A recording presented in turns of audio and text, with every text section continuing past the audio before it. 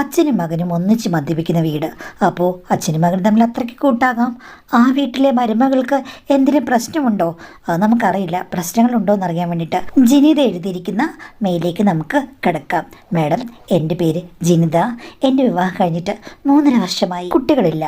വീട്ടുകാർ കണ്ടെത്തിയ ആലോചനയാണ്. ചെക്കന് ഒരു പ്രമുഖ കമ്പനിയിലാണ് ജോലി.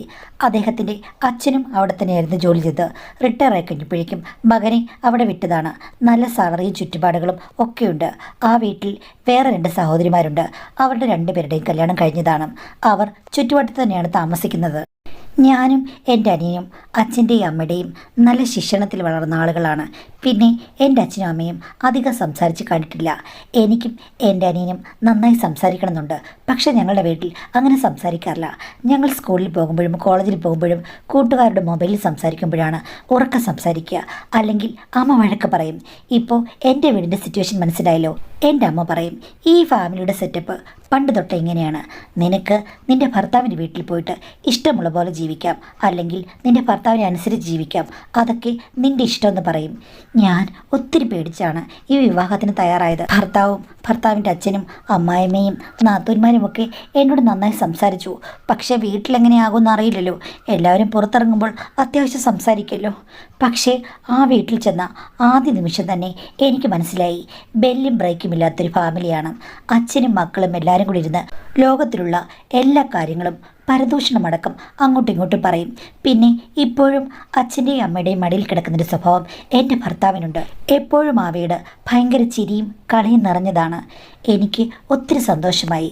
ഭർത്താവിൽ നിന്ന് കിട്ടുന്ന മറ്റ് സന്തോഷങ്ങളോ ഞങ്ങൾ തമ്മിലുള്ള പൊരുത്തമോ ഒന്നും ഞാൻ ചിന്തിച്ചില്ല. സത്യം പറഞ്ഞാൽ അങ്ങനെയുള്ള വലിയ കുഴപ്പങ്ങളൊന്നുമില്ല. നല്ല രസം തന്നെയായിരുന്നു ഞങ്ങളുടെ ജീവിതം. പക്ഷേ ആ വീട്ടിലെ അന്തരീക്ഷം എന്നെ ആളാകെ മാറ്റി. എനിക്ക് ഉല്ലസിച്ച് നടക്കാം, പാട്ട് പാടാം, ഉച്ചത്തിൽ പൊട്ടിച്ചിരിക്കാം, എന്ത് വേണമെങ്കിലും കാണിക്കാം. വീട്ടിലാരും അടങ്ങിയിരിക്കാറില്ല. ഭർത്താവ് ജോലിക്ക് വന്നു കഴിഞ്ഞാൽ ചിലപ്പോൾ ഞാനും ഹസ്ബൻഡും കൂടെ വെളിയിൽ പോകും. അല്ലെങ്കിൽ അച്ഛനും അമ്മയും കാണും. ചിലപ്പോൾ അച്ഛനും അമ്മയും ഞാനും കൂടെ പോകും. ചില സമയത്ത് അമ്മയും അച്ഛനും സ്വന്തം പെൺമക്കളും ഭർത്താവും എല്ലാം കൂടെ അവർ തനിയും പോകാറുണ്ട്. തമിഴ് സിനിമയുടെ ഒരു പാട്ടുണ്ടല്ലോ, എങ്കൾ വീട്ടിൽ എല്ലാ നാളും കാർത്തികേ എന്നൊക്കെ പറയുന്ന പോലെ സിറ്റുവേഷനാണ്. ചുരുക്കം പറഞ്ഞു കഴിഞ്ഞാൽ ഞാൻ ഒത്തിരി സൗഭാഗ്യം കിട്ടിയ ഒരു സ്ത്രീയാണെന്ന് എനിക്ക് മനസ്സിലായി. പിന്നെ മിക്കവാറും വൈകുന്നേരം അമ്മായിമ്മ വീട്ടിൽ നിൽക്കാറില്ല, പെൺമക്കളുടെ വീട്ടിൽ പോകും. കാരണം 2 പെൺമക്കളുടെ ഭർത്താക്കന്മാരും മെഡിക്കൽ ഫീൽഡിലാണ് ജോലി ചെയ്യുന്നത്. 2 പേർക്കും നൈറ്റ് ഷിഫ്റ്റ് ഉണ്ട്. അതുകൊണ്ട് മക്കൾക്ക് കൂട്ടുകിടക്കാൻ വേണ്ടിയിട്ട് അമ്മ അങ്ങ് പോകാറുണ്ട്. ആ സമയങ്ങളിലൊക്കെ ഭർത്താവും എൻ്റെ അമ്മായിച്ചനും കൂടി അവിടെ ഇരുന്ന് സൊറ പറഞ്ഞ്, ചില സമയത്ത് മദ്യപാനമുണ്ട്. എല്ലാ ദിവസമൊന്നുമില്ല, ഇടയ്ക്കിടയ്ക്ക് ആഴ്ചയിൽ ഒരു 2 ദിവസം എന്ന് വെച്ചു. ഞാൻ പറയും കൂടുതൽ കുടിക്കരുതെന്ന്. ഭർത്താവ് അതനുസരിക്കുകയും ചെയ്യും. അമ്മായിച്ചൻ പറയും, ഞങ്ങൾ നേരത്തെ ആഴ്ചയിൽ 3 ദിവസമായിരുന്നു കുടിച്ചിരുന്നത്, നീ വന്നതിൽ പിന്നെ 2 ദിവസമാക്കിയെന്നും. ഞാൻ പറഞ്ഞ അച്ഛൻ എനിക്കങ്ങ് പേടിയാണ്. ഒന്നാമത് എൻ്റെ വീട്ടിലെ സിറ്റുവേഷൻ ഇങ്ങനെയാണ്. ഹസ്ബൻഡ് കുടിയനായി കഴിഞ്ഞ് കഴിഞ്ഞാൽ എന്തെങ്കിലും പ്രശ്നങ്ങൾ ഉണ്ടാകുമോ എന്ന് എനിക്ക് ഭയമാണ്. മോളെ, കുടിച്ചെന്ന് വെച്ചിട്ട് ആരും പ്രശ്നങ്ങളൊന്നും ഉണ്ടാക്കില്ല, ബോധം പോകില്ല. അതൊക്കെ മോൾക്ക് അത്ര ഒരു സിറ്റുവേഷനിൽ സ്ട്രിക്റ്റായിട്ട് വളർന്നുകൊണ്ട് തോന്നുന്നതാണ്. ഇവിടെ അങ്ങനെയൊന്നുമില്ല. മോൾക്ക് വേണമെങ്കിലും ഒരു പെഗ് എടുത്ത് കഴിക്കാം. വേണ്ട അച്ഛ, അല്ലെന്നേ, ഒരു പെഗ് നീ ഒരു ദിവസം കഴിച്ചു നോക്ക്, അപ്പോൾ നിനക്ക് മനസ്സിലാകും. എല്ലാറ്റിലും ഒരു കൺട്രോൾ വേണം മോളെ. അങ്ങനെയാകുമ്പോൾ ഒരു കുഴപ്പമില്ല. ഒന്നിനും നമ്മൾ പേടിക്കേണ്ട കാര്യമില്ല. എല്ലാം ഒന്ന് പരീക്ഷിക്കുക എന്ന് പറഞ്ഞു ഒരു വട്ടം അമ്മായിച്ചിട്ട് ഹസ്ബൻഡ് മുന്നേ വെച്ചിട്ട് എനിക്കൊരു പെഗ് തന്നു. ഞാൻ ഹസ്ബൻഡിനെ നോക്കിയപ്പോൾ ഹസ്ബൻഡ് പറഞ്ഞു, കണ്ണടച്ച് കുടിച്ചോ, ഒരു പ്രശ്നവുമില്ലെന്നും. അയ്യേ, എന്തൊരു ചവർപ്പുള്ള സാധനമാണ്. എന്നാലും ഞാൻ കുടിച്ചു കഴിഞ്ഞപ്പോഴില്ലേ കാല് മുതൽ തല വരെ ഒരു പെരുപ്പ്. എൻ്റെ അമ്മായിമ്മ പണ്ട് സമ്പന്നമായ കുടുംബത്തിൽ ജനിച്ച സ്ത്രീയാണ്. അച്ഛൻ പ്രേമിച്ച് കല്യാണം കഴിക്കുകയാണ്. അതുകൊണ്ട് തന്നെ അമ്മയ്ക്ക് ആ വീട്ടിൽ പാചകമൊന്നും വലിയ വശമില്ല. 1-2 കറികൾ കറക്റ്റായിട്ട് വയ്ക്കും, ചോറൊക്കെ വയ്ക്കും. അതല്ലാതെ വിഭവസമൃദ്ധമായ കറികളൊന്നും ആ വീട്ടിലില്ല. പിന്നെ ചേച്ചിമാരുണ്ടല്ലോ, നാത്തുമാർ, അവർക്കും പാചകം ചെയ്യാൻ വലിയ വശമില്ല. അതാണ് അവിടുത്തെ ഏറ്റവും വലിയ ഹൈലൈറ്റ്. എന്തായാലും എനിക്ക് പാചകമെല്ലാം അറിയാം. വീട്ടിൽ സ്ട്രിക്റ്റായിട്ട് വളർത്തിയാണല്ലോ. അതുകൊണ്ട് ഞാൻ ചെന്നതിൽ പിന്നെ പല വിഭവങ്ങൾ ഉണ്ടാക്കും. വീഡിയോ നോക്കി ഉണ്ടാക്കിയാലും എന്തിനും രുചിയാണ്. അമ്മായിച്ചനും നാത്തൂന്മാരും അമ്മായിമ്മയെല്ലാം എന്നെ അഭിനന്ദിച്ചു. എൻ്റെ പൊന്നുമോളെ, ഇങ്ങനെയൊക്കെ ഉണ്ടാക്കാൻ ഞങ്ങൾക്കറിയില്ലല്ലോ. അമ്മേ, ഇതൊക്കെ ഒന്ന് പരിശ്രമിച്ചാൽ ഉണ്ടാകും. എനിക്കറിയില്ലടി എന്ന് പറഞ്ഞ് അമ്മായിമ്മ കൊച്ചു കുട്ടികളെ പോലെ പെരുമാറും. അത് കാണുമ്പോൾ കൗതുകമാണ്. എനിക്കാണെങ്കിൽ അവിടെ എല്ലാവർക്കും വെച്ച് വിളമ്പാൻ യാതൊരു മടിയുമില്ല. പിന്നെ ഭർത്താവും അമ്മായിച്ചനും മദ്യപിക്കുമ്പോഴേ ഞാനും ഇടയ്ക്ക് ചെന്നിരിക്കും, ഒരു പെഗ് കഴിക്കും. അത് മാത്രമല്ല, അവർക്ക് വേണ്ടുന്ന ചില ഡിഷുകളൊക്കെ ഞാൻ ഉണ്ടാക്കി കൊടുക്കും. പ്രത്യേക റെസിപ്പി പപ്പടത്തിൻ്റെ മുകളിലൊക്കെ പല കാര്യങ്ങളും അലങ്കരിച്ച് കൊണ്ട് കൊടുക്കുമ്പോഴേക്കും അമ്മായിച്ചൻ പറയും, ആഹാ സ്വർഗം, എൻ്റെ മരുമകൾ ഈ വീട്ടിലെ നിലവിളക്കാണ്, അവളുടെ അത്ര പാചകം ആർക്കും അറിയില്ല. ഇങ്ങനെയൊക്കെ പറയുമ്പോഴേക്കും എനിക്ക് നാണമാണേ. അമ്മായിയുടെ മുന്നിൽ വെച്ച് വേണമെങ്കിലും അമ്മായിച്ചൻ ഇങ്ങനെ പറയും, എൻ്റെ ഭർത്താവിന് അതിൽ പരാതിയില്ല, പുള്ളിച്ചിരിക്കും. അമ്മായിമ്മയാണെങ്കിൽ ഇടയ്ക്ക് ചുണ്ടൊന്ന് ഗോഷ്ടിക്കും. പണ്ട് നിങ്ങൾ എൻ്റെ പുറകെ നടന്നപ്പോൾ ഇങ്ങനെ പറയുമായിരുന്നു, എൻ്റെ മോളെ, ഇങ്ങേരെ ഒലിപ്പീരിൻ്റെ ഉസ്താദാണ്, നീ ഇങ്ങനെ വിശ്വസിക്കല്ലേ എന്നൊക്കെ പറയും. ഇതൊക്കെ കേൾക്കുമ്പോൾ എനിക്ക് വലിയ ചമ്മലാണ്. അവരാരെങ്കിലും എന്തെങ്കിലും കരുതുമോ? പക്ഷേ അവരാരും ഇതൊക്കെ കിട്ടിച്ചിരിക്കുന്നല്ലാതെ ഒരു പ്രശ്നവുമില്ല. എൻ്റെ വീട്ടിൽ പ്രശ്നങ്ങളാണെന്ന് ഞാൻ വിചാരിച്ച പല കാര്യങ്ങളും ഇവിടെ പ്രശ്നമല്ല. അപ്പോൾ ഇങ്ങനെയും ജീവിക്കാം. ജോളി ലൈഫിൽ ജീവിക്കുന്ന ഒത്തിരി ആൾക്കാരുണ്ട്. അച്ഛനും മകനും ഇത്രയും സൗഹൃദത്തോടുകൂടി പെരുമാറുമെന്ന് ഞാൻ സ്വപ്നത്തിൽ പോലും ചിന്തിച്ചിട്ടില്ല കേട്ടോ. അത്രയ്ക്കും എനിക്ക് സന്തോഷകരമായ ജീവിതമാണ് ആ വീട്ടിൽ ഉണ്ടായത്. ഇടയ്ക്ക് എൻ്റെ ഹസ്ബൻഡിന് ഒരു സർജറി വേണ്ടി വന്നു. ചെറിയൊരു സ്കൂട്ടർ ആക്സിഡൻ്റ് ആയിരുന്നു. അങ്ങനെ പുള്ളി വീട്ടിൽ റെസ്റ്റാണ്. ആ സമയത്ത് ബാത്റൂമിലൊക്കെ കൊണ്ടുപോകാൻ എനിക്കാണ് കൂടുതൽ കഷ്ടപ്പാട്. പക്ഷേ പെട്ടെന്ന് അമ്മായിച്ചൻ വന്നിട്ട് എല്ലാം റെഡിയാക്കി തരും. എടി, നീ അവനെ കൂടുതൽ അങ്ങോട്ട് ശ്രദ്ധിക്കേണ്ട കാര്യമില്ല, ഞാനിവിടെ ഉണ്ടല്ലോ, ഇത്രയും കഷ്ടപ്പെടേണ്ട കാര്യമില്ല. ഭാര്യയാണെന്ന് വെച്ചിട്ട് നിനക്ക് മാത്രമല്ല അവകാശം, എനിക്കുമുണ്ട്. അതുകൊണ്ട് ഇത്രയും കഷ്ടപ്പെടാതെ എന്നെ വിളിക്കണം എന്ന് പറയും. സത്യം പറഞ്ഞാൽ എനിക്ക് വലിയൊരു ആശ്വാസമായിരുന്നു. പുള്ളി ഒറ്റയ്ക്ക് മാനേജ് ചെയ്യാൻ എനിക്ക് പറ്റില്ല. എന്നാലും ഭർത്താവല്ലേ, എന്ത് ചെയ്യുമെന്നോർത്ത് വിഷമിച്ചിരുന്നപ്പോഴാണ് അമ്മായിച്ചൻ അങ്ങനെ വന്ന് പറഞ്ഞത്. നാത്തൂന്മാരുടെ വീടുകൾ അടുത്തടുത്താണെന്ന് ഞാൻ പറഞ്ഞല്ലോ. അവർ രണ്ടുപേരുടെ ഭർത്താക്കന്മാർ ഹോസ്പിറ്റലിലുമാണ് വർക്ക് ചെയ്യുന്നത്. രണ്ടുപേരും രണ്ട് ഹോസ്പിറ്റലാണെങ്കിലും ഒരേ തരം തൊഴിലായതുകൊണ്ട് രണ്ടുപേരും തമ്മിൽ നല്ല സൗഹൃദം അവിടെയുമുണ്ട്. ഒരു വട്ടം ഞാൻ നോക്കിക്കഴിഞ്ഞപ്പോഴേക്കും അനിയത്തി ചേട്ടനോട് അങ്ങ് ഒരിടത്ത് മാറിയിരുന്ന് ഭയങ്കര സംസാരം, അതുപോലെ ചേട്ടത്തി അനിയനോട് മാറിയിരുന്ന സംസാരം. ഞാൻ അപ്പോഴാണ് ഇവരെ ശ്രദ്ധിക്കുന്നത്. പിന്നീട് പല സമയത്ത് നോക്കിയപ്പോഴില്ലേ, സ്വന്തം ഭർത്താക്കന്മാരോടല്ല അവർ കൂടുതൽ സമയം സംസാരിക്കുന്നത്. അനിയത്തി ചേട്ടൻ്റെ കൂടെ ഇരുന്ന് സംസാരിക്കുന്നത് കണ്ടു കഴിഞ്ഞാൽ ആരാണെങ്കിലും വിചാരിക്കും ഭാര്യ ഭർത്താവാണെന്ന്. അതുപോലെ ചേട്ടത്തി അനിയൻ്റെ കൂടെ ഇരിക്കുന്ന കണ്ടെന്ന് പറഞ്ഞാലും രണ്ടുപേരും ഭാര്യ ഭർത്താക്കന്മാരാണെന്ന് വിചാരിക്കും. എനിക്ക് ആദ്യമൊന്നും പ്രശ്നമില്ല, ഈ വീടിൻ്റെ ഒരു അന്തരീക്ഷം അങ്ങനെയായിരിക്കും, സൗഹൃദമായിരിക്കുന്ന. പക്ഷേ അങ്ങനെയല്ല. ചില സ്പർശനങ്ങളും ചില ഭാവങ്ങളും ഒക്കെ കണ്ടു കഴിഞ്ഞാൽ ഏതൊരു പൊട്ടർക്കാണെങ്കിലും മനസ്സിലാകില്ലേ. അങ്ങനെ എനിക്ക് തോന്നി തുടങ്ങി. കാര്യം അവർ 4 പേരും, ചേച്ചിമാർ 2 പേരും പിന്നെ ചേട്ടന്മാർ 2 പേരും, അവർക്കുള്ളിൽ എന്തോ ഒരു അണ്ടർസ്റ്റാൻഡിംഗ് ഉണ്ട്. കാര്യം അവർക്കാർക്കും ഇത്തരം കാര്യങ്ങളിൽ ഒരു സംശയവുമില്ല, പ്രശ്നങ്ങളുമില്ല. 4 പേരും അറിഞ്ഞുകൊണ്ട് അവിടെ എന്തോ ഒരു ചക്രം കറങ്ങുന്നുണ്ടെന്ന് എനിക്കങ്ങ് തോന്നി. അങ്ങ് ഉൾത്തോന്നലാണേ. ആദ്യമൊക്കെ ഞാൻ വിചാരിച്ചു സദാചാരം ഉള്ളിൽ കയറിയിട്ടായിരിക്കുമെന്ന്. അതിൻ്റെ സംശയമാണ്. പക്ഷേ അങ്ങനെയല്ലെന്ന് ചില കൈക്രിയകൾ കൊണ്ട് എനിക്ക് മനസ്സിലായി. എന്തായാലും ഈ വീട്ടിൽ എന്ത് തുറന്നു പറഞ്ഞാലും വലിയ കുഴപ്പമൊന്നുമില്ല. ആരോടാണ് ഇത് ആദ്യം ചോദിക്കുക? അമ്മാച്ചിയോട് ചോദിച്ചാലോ? പുള്ളിയാണെങ്കിൽ നല്ല ജോലി ടൈപ്പാണ്. വേണ്ട, എൻ്റെ ഹസ്ബൻഡിനോട് തന്നെ സംശയം ഷെയർ ചെയ്യാം എന്ന് വിചാരിച്ച് ഒരു ദിവസം ഞങ്ങൾ രണ്ടുപേരും കൂടി അടുത്തിങ്ങനെ ഇരുന്നപ്പോൾ ഞാൻ പറഞ്ഞു, ചേട്ടാ, എനിക്കൊരു സംശയമുണ്ട്. നിങ്ങൾ വെറുതെ എന്നെ കളിയാക്കരുത്. എൻ്റെ വീട്ടിലെ സിറ്റുവേഷനും ഇവിടുത്തെ സിറ്റുവേഷനും രണ്ടാണെന്ന് എനിക്കറിയാം. എന്നാലും എനിക്ക് ചെറിയൊരു ഡൗട്ട്. എന്താണ് ഇതിൻ്റെ ഡൗട്ട് എന്ന് ചോദിച്ചപ്പോൾ ഞാൻ പറഞ്ഞു, ഒന്നും വിചാരിക്കരുതേ, നിങ്ങളുടെ 2 ചേച്ചിമാരില്ലേ, അവർ തമ്മിൽ എത്ര വയസ്സിന് വ്യത്യാസമുണ്ട്? അവർ തമ്മിൽ ഒരു 2 വയസ്സിന് വ്യത്യാസം മാത്രമേ ഉള്ളൂ കേട്ടോ. ആദ്യം അവർ 2 പേരല്ലേ ഉണ്ടായത്, പെട്ടെന്നുണ്ടായി. എനിക്ക് മാത്രമാണ് ഒരു 4 വയസ്സിൻ്റെ വ്യത്യാസം. പക്ഷേ അവർ തമ്മിൽ ഇരട്ടകളെ പോലെയാണല്ലോ. അത് ശരിയാ, അവർ തമ്മിൽ ഭയങ്കര ബോണ്ടാം. നീ എന്താ ഇങ്ങനെയൊക്കെ ചോദിക്കുന്നത്? അല്ല, 2 പേരുടെയും കല്യാണം ഒരേ ദിവസം വല്ലതാണോ കഴിഞ്ഞത്? അല്ലല്ല, ഏകദേശം ഒരു 6 മാസത്തിൻ്റെ വ്യത്യാസമുണ്ട്. അത്ര വ്യത്യാസമേ ഉള്ളൂ. അങ്ങനെയാണ് 2 പേർക്കും ഏകദേശം ഒരേ ഫീൽഡിലെ ആളുകളെ കണ്ടെത്തിയത്. അതെല്ലാം അമ്മ കണ്ടെത്തിയാണ് കേട്ടോ, മാട്രിമോണിയിൽ നിന്നാണ് കണ്ടെത്തിയത്. ഈ ചോദ്യങ്ങളൊക്കെയാണോടി ഇത്ര വലിയ കാര്യം? അതൊന്നുമല്ല മനുഷ്യ, ഞാൻ അതിനകത്ത് വരുന്നതേ ഉള്ളൂ. എങ്കിൽ പറ. പിന്നെ ഈ ഒരു ചേച്ചിയില്ലേ, ചേച്ചി പക്ഷേ സ്വന്തം ഭർത്താവിനേക്കാൾ അനിയനോടാണ് കൂടുതൽ ഒന്ന് ശൃംഗരിക്കുമെന്ന് എനിക്ക് തോന്നുന്നു. അതേപോലെ തന്നെ അനിയത്തിയും ചേട്ടനും തമ്മിലും നല്ലെന്തോ വൈബുണ്ട്. ചുരുക്കം പറഞ്ഞാൽ ഭാര്യ ഭർത്താക്കന്മാർക്ക് തമ്മിൽ അത്ര വൈബില്ല, ഓപ്പോസിറ്റുള്ള ആളുകൾ തമ്മിൽ നല്ല വൈബും ഉണ്ടെന്ന് തോന്നുന്ന രീതിയിലാണ് പെരുമാറുന്നത്. അത് മാത്രമല്ല ചില സ്പർശനങ്ങൾ ഞാൻ കണ്ടു അങ്ങോട്ടും ഇങ്ങോട്ടും. അതൊന്നും നോർമലാണെന്ന് എനിക്ക് തോന്നുന്നില്ല. അവരുടെ ഉള്ളിൽ എന്തോ ചില അണ്ടർസ്റ്റാൻഡിങ്ങുകളുണ്ടെന്ന് എനിക്ക് തോന്നുകയാണ്. അവർ 4 പേരും കൂടി എന്തോ ഉണ്ട് എന്നാണ് എനിക്ക് തോന്നുന്നത്. അപ്പോൾ ഹസ്ബൻഡിനോട് ചോദിച്ചു, അന്ന് നിനക്കങ്ങനെ തോന്നാൻ കാരണം?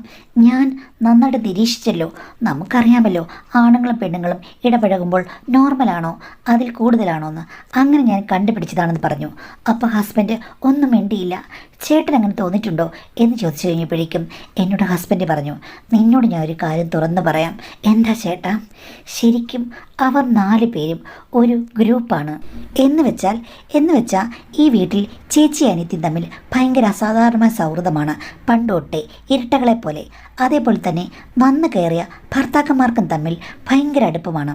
അതുകൊണ്ട് ഇവർ 4 പേരും കൂടിയാണ് അന്ന് തൊട്ടേ ഒത്തുചേർന്ന് നടക്കുന്നത്.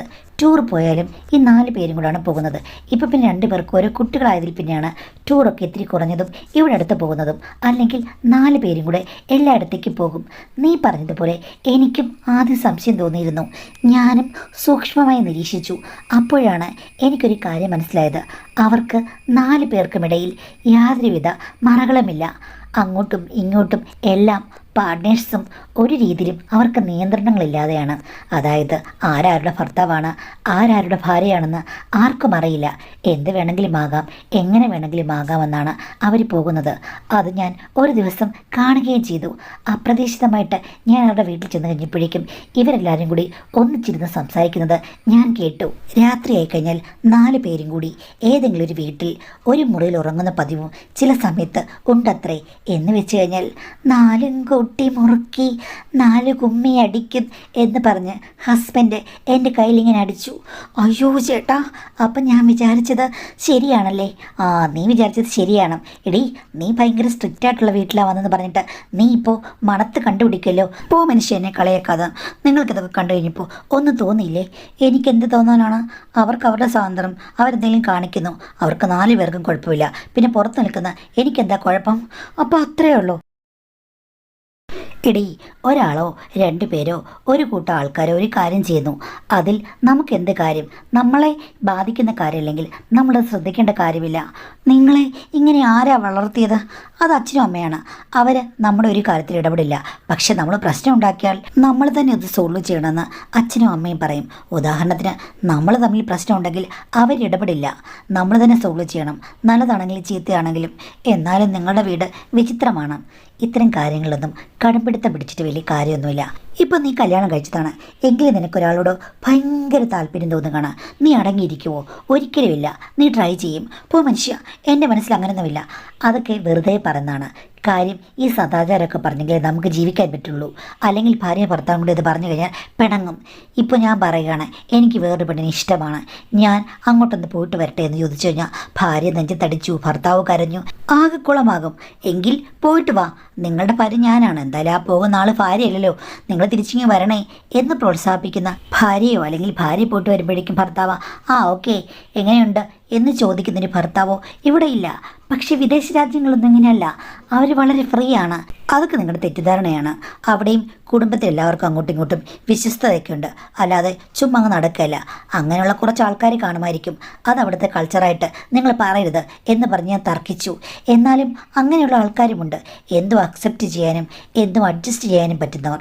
അപ്പോൾ അത്രയൊരു സിറ്റുവേഷൻ തന്നെയാണ് എൻ്റെ അച്ഛനും അമ്മയും ഞങ്ങളെ പഠിപ്പിച്ചത്. അതുകൊണ്ട് എനിക്ക് ഇത്തരം കാര്യങ്ങളൊന്നും വലിയ അത്ഭുതമില്ല. അവരുടെ ഇഷ്ടം, അവരുടെ റിസ്ക്. അതിലെന്തെങ്കിലും കുഴപ്പം വരികയാണെങ്കിൽ അവർ സഹിച്ചോളും. നീ ഇത് കൂടുതൽ ശ്രദ്ധിക്കാനോ അല്ലെങ്കിൽ അവരോട് ചോദിക്കാനോ പോകണ്ട. അവസാനം പിണങ്ങേണ്ടി വരും. ഇവിടെ ഇപ്പോൾ എല്ലാവരും ജോലിയായിട്ട് പോകുന്നു. അവനവൻ്റെ കാര്യം നോക്കുക.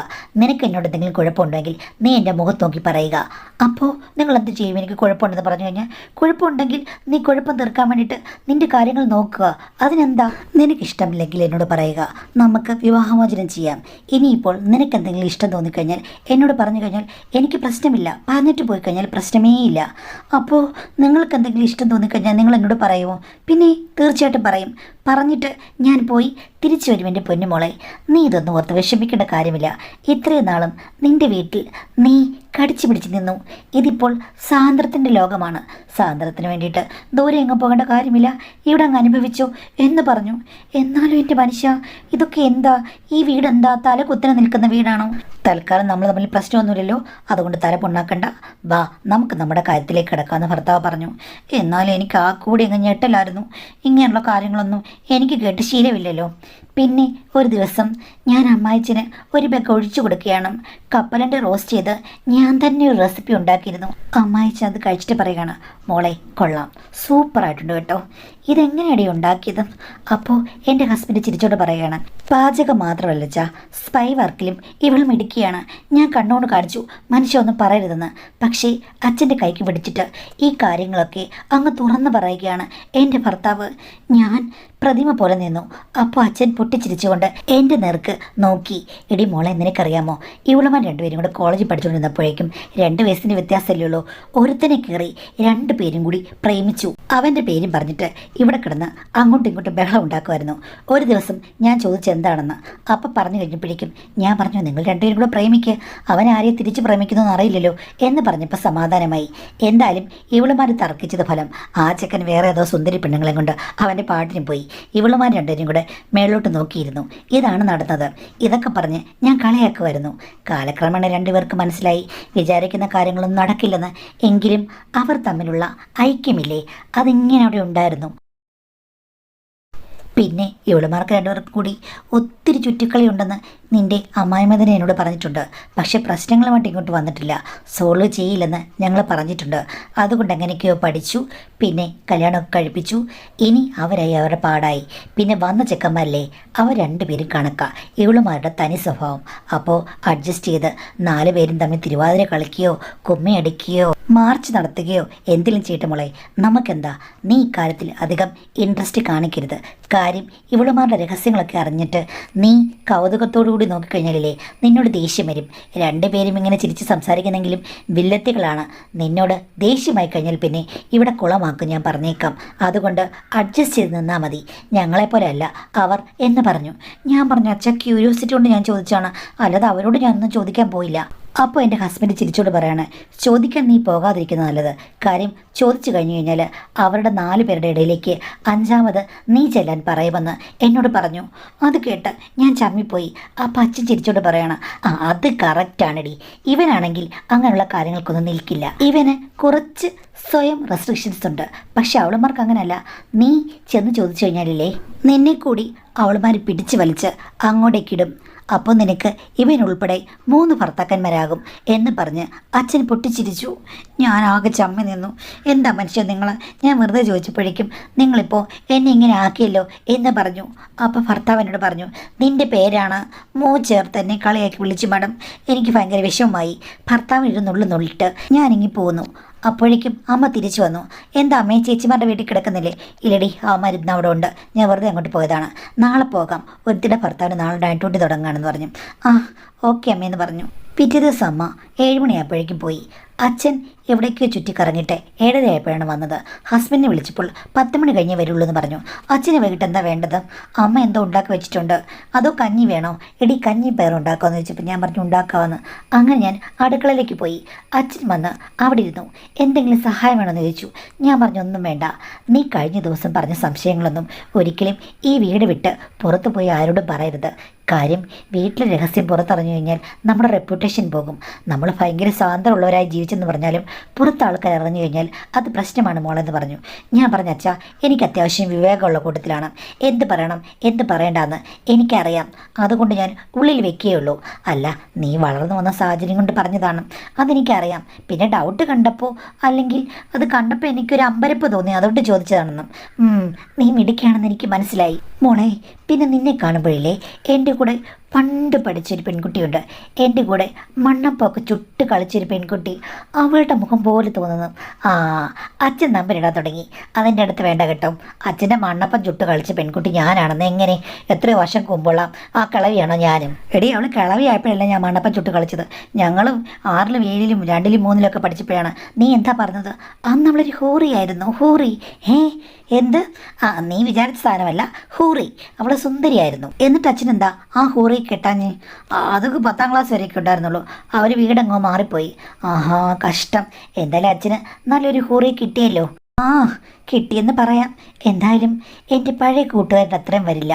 നീ അതേപോലെ സൗന്ദര്യമുള്ള ഒരാളാണ്. അപ്പോൾ അമ്മയേക്കാൾ സൗന്ദര്യം എനിക്കാണോ? പിന്നെ നിന്റെ അമ്മായിമ്മ വലിയ സൗന്ദര്യവതിയാണെന്ന് ഭാവിക്കുന്നതേ ഉള്ളൂ. പക്ഷേ എൻ്റെ ചെറുപ്പകാലത്ത് നീ ചെറുപ്പമായിരുന്നെങ്കിൽ ഞാൻ നിൻ്റെ പുറകെ കുറേ നേരം നടന്നേനെ. ഇവളുടെ പുറകെ 2 ആഴ്ച നടന്നേ ഉള്ളൂ, ഇവൾ വീണു എന്ന് പറഞ്ഞ അമ്മായച്ചൻ പൊട്ടിച്ചിരിച്ചു. അങ്ങനെയാണ് ഞങ്ങൾ തമ്മിൽ കൂടുതൽ സംസാരിക്കാൻ തുടങ്ങിയത്. പിന്നീട് സമയം കിട്ടുമ്പോഴൊക്കെ എന്നെ നുള്ളാനും അതേപോലെ ചേർത്തണയ്ക്കാനും വന്നു. ഞാൻ ആദ്യം റിജക്റ്റ് ചെയ്തെങ്കിലും പിന്നീട് എന്താണെന്ന് അറിയില്ല, കാന്തം പോലെ ഒരു അട്രാക്ഷൻ എനിക്ക് തോന്നി. ഞാനതൊക്കെ പതുക്കെ ആസ്വദിക്കാനും തുടങ്ങി കേട്ടോ. പക്ഷേ ഒരു തവണ അതിത്തിരി അതിര് കവിഞ്ഞു. പോപ്പൊക്കെ ആയി കഴിഞ്ഞപ്പോഴേക്കും അച്ഛ വേണ്ട, പ്രശ്നമാകുമെന്ന് പറഞ്ഞു. അച്ഛനും ഒന്നും മിണ്ടിയില്ല. അന്ന് രാത്രി ഹസ്ബൻഡിനോട് എല്ലാം തുറന്ന് പറയാമെന്ന് വിചാരിച്ച് ഞാൻ പുള്ളിയോട് കാര്യം പറഞ്ഞു. ഇതേപോലെ അച്ഛൻ ഇടയ്ക്കിടയ്ക്ക് വന്ന് ചട്ടി ഒന്ന് ഇളക്കുകയാണ്. എന്താ ചെയ്യേണ്ടതെന്ന് അറിയില്ല. ഇന്നാണെങ്കിൽ പോപ്പോ ഉണ്ടായിരുന്നു ചേട്ടാ. എനിക്കാകെ പേടിയാകുന്നു. ഇതെല്ലാം പിന്നീട് അറിഞ്ഞു കഴിഞ്ഞാൽ ചേട്ടനും വയലൻ്റ് ആകും, കുടുംബത്തിൽ പ്രശ്നങ്ങളും ഉണ്ടാകും. അപ്പോൾ നമുക്ക് പ്രശ്നങ്ങൾ ഉണ്ടാക്കാതെ ഇവിടുന്ന് മാറാൻ ചേട്ടാ എന്ന് പറഞ്ഞു. ഇത് കേട്ട് കുറച്ചു നേരം ഹസ്ബൻഡ് മിണ്ടാതിരുന്നു. ഞാൻ അദ്ദേഹത്തെ കുലുക്കി വിളിച്ചു, പ്രശ്നമാകുമോയെന്ന്. അപ്പോൾ പുള്ളി എൻ്റെ മൂക്കിൽ തോണ്ടിയിട്ട് പറയുകയാണ്, ഇത് വലിയ പ്രശ്നമുള്ള കാര്യമൊന്നുമല്ല. അച്ഛന് ഇങ്ങനെയൊക്കെയുള്ള ചില വീക്ക്നെസ് ഉണ്ടെന്ന് എനിക്കറിയാം. പക്ഷേ ഇവിടെ വ്യത്യസ്തയായ ഒരാൾ അമ്മയാണ്. കാര്യം അമ്മ ഇങ്ങനെയൊക്കെ പറഞ്ഞാലും അച്ഛനോട് കുറച്ച് പൊസസീവ്നെസ് ഉണ്ട്. അമ്മയ്ക്ക് ഈ കാര്യങ്ങളിലൊക്കെ ഓക്കെ ആണെങ്കിലും അമ്മയുടെ ഉള്ളിൽ ഇത്തിരി ഒരു സദാചാരവാദിയുണ്ട്. അതുകൊണ്ട് അമ്മ ഈ കാര്യം ഒരിക്കലും അറിയരുത്. അപ്പോൾ നമ്മൾ ഇവിടുന്ന് മാറുന്നില്ലേ? എന്തിനാ മാറുന്നത്? എല്ലാ കാര്യങ്ങളും നീ ആരും അറിയാതെ മാനേജ് ചെയ്താൽ മതി. എനിക്കതിൽ 100% പിണക്കില്ല മോളെ. അച്ഛനും ഞാനും ചങ്ക് ദോസ്തുക്കളാണ്. നീ അതിനെക്കുറിച്ച് എക്സ്പ്ലെയിൻ ചെയ്യേണ്ട കാര്യമില്ല. നിൻ്റെ മനസ്സ് പറയുന്ന പോലെ പ്രവർത്തിച്ചു. എന്നോട് ഒന്നും പറയണ്ട. ഇത്രയും പറഞ്ഞല്ലോ, എനിക്ക് ഏകദേശം മനസ്സിലായി. ഓക്കെ, സ്വാതന്ത്ര്യമാണ് നമ്മളുടെ മുദ്രാവാക്യം എന്ന് പറഞ്ഞ് ഹസ്ബൻഡ് എന്നോട് ബാക്കിയൊന്നും പറയാൻ സമ്മതിച്ചില്ല. ആ ഒരു പേരിലില്ലേ മാഡം. പിന്നീട് അച്ഛനുമായി ഡിസ്കസ് ചെയ്തപ്പോൾ അച്ഛൻ പറഞ്ഞു അവന് പ്രശ്നമൊന്നുമില്ല, അവൻ്റെ പല കാര്യങ്ങളിലും ഞാൻ കൈ അയച്ച് സഹായിച്ചിട്ടുണ്ട് മോളെ. നീ ഒന്നുകൊണ്ടും പേടിക്കണ്ട. നമുക്ക് പഴയ ജീവിതം വേണ്ട, പുതിയ മാർവലസായൊരു ജീവിതം വേണം എന്ന് പറഞ്ഞ് കൂട് തുറന്നപ്പോൾ കിളി പറന്നു എന്ന് പറഞ്ഞതുപോലെ എൻ്റെ കിളി മൊത്തവും പോയി. അടുക്കള പാതകത്തിൽ പ്രണയത്തിൻ്റെ അനശ്വര്യമായ മറ്റൊരു വശം ഞാൻ രാഗി മിനുക്കുകയായിരുന്നു. എത്ര രാഗിയിട്ടും ഞാൻ മിനുക്കം കൂടി വരുന്നതല്ലാതെ കുറയുന്നില്ലെന്ന് എനിക്ക് മനസ്സിലായി.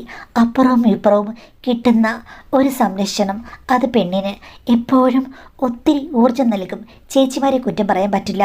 കാര്യം 1ന് പകരം 2, 2ന് പകരം 4, അങ്ങനെ അനന്തമായ സാഗരം നമ്മളെ പാടി വിളിക്കുകയാണ്. സ്ത്രീക്ക് ഇത്തരം അനുഭവങ്ങൾ എപ്പോഴും വേണം തോന്നിയതുകൊണ്ട് ഞാനിപ്പോൾ കണ്ണടച്ച് പാൽ കുടിക്കുന്ന പൂച്ച തന്നെയാണ്. ഹസ്ബൻഡ് എന്നെ പറ്റി ഒന്നും ചോദിക്കാറില്ല. എന്നാലും എനിക്ക് ഇടയ്ക്ക് സംശയം തോന്നാറുണ്ട്. ഭർത്താവ് ഉൾപ്പെടെ എല്ലാവരും എന്നോട് എന്തെങ്കിലും മറയ്ക്കുന്നുണ്ടോ? എന്തുകൊണ്ടാണ് ഇതെല്ലാവരും നിസ്സാരമായിട്ട് കാണുന്നത്? അമ്മായിമ്മ മാത്രമേ ഉള്ളൂ വേറിട്ട് നിൽക്കുന്നത്. ബാക്കിയുള്ളവർക്കെല്ലാം ഏകദേശം ഒരേ സ്വഭാവമാണ് മാഡം. ഇത് പറഞ്ഞാൽ മാഡം വിശ്വസിക്കുമെന്ന് അറിയില്ല എന്നാണ് പറഞ്ഞിട്ടുള്ളത്. തീർച്ചയായും ഞാൻ വിശ്വസിക്കും. കാര്യം വിചിത്രമായ സ്വഭാവങ്ങളുള്ള ആളുകളുടെ കഥകൾ നമ്മൾ എത്രയോ വായിച്ചു കഴിഞ്ഞിരിക്കുന്നു. അപ്പോൾ കുടുംബത്തിലെ അന്തരീക്ഷം എപ്പോഴും നമ്മൾ വിചാരിക്കുന്ന പോലെ ആകണമെന്നില്ല. എന്നാലും അതീവ വിചിത്രമായി പെരുമാറുന്ന ആളുകളെ നമ്മൾ തീർച്ചയായും ശ്രദ്ധിക്കണം, ജാഗരൂകരായിരിക്കണം. കാര്യം നമ്മൾ പലപ്പോഴും വിചിത്രമായ സംഭവങ്ങൾ കേൾക്കുമ്പോൾ അതിന് പിന്നിൽ നല്ലതും കേൾക്കാറുണ്ട്, അതേപോലെ തന്നെ അതിന് പിന്നിൽ പ്രശ്നമുള്ള കാര്യങ്ങളും വെളിയിൽ വരാറുണ്ട്. അസാധാരണമായ സാഹചര്യങ്ങളും സ്വഭാവങ്ങളും ഉള്ളിടത്ത് അസാധാരണമായ സംഭവങ്ങളും ഉണ്ടാകാം. അതിൻ്റെ ഉള്ളികളികൾ എന്താണെന്ന് പറയാൻ പറ്റില്ല.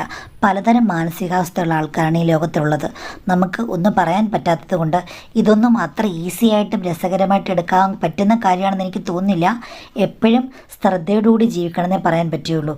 കാര്യം ഇപ്പോൾ ഓക്കെ ആണെന്ന് നല്ലതാണെന്ന് തോന്നുമെങ്കിലും നാളെ ഒരു സമയത്ത് അതിന് വേറെന്തെങ്കിലും പ്രശ്നം വരുമ്പോൾ അതിനെ സ്പോർട്സ്മാൻ സ്പിരിറ്റിൽ എടുക്കാൻ പറ്റുകയാണെങ്കിൽ മാത്രമേ ഈ സാഹചര്യത്തിൽ ജീവിക്കാവൂ. അല്ലെങ്കിൽ അത് അത്രയ്ക്ക് നല്ലതാണെന്ന് എനിക്ക് പറയാൻ പറ്റില്ല. പോസിറ്റീവായിട്ടുള്ള കാര്യങ്ങളാണെന്ന് അങ്ങോട്ട് അംഗീകരിച്ച് തരാൻ എനിക്ക് പറ്റുന്നില്ല.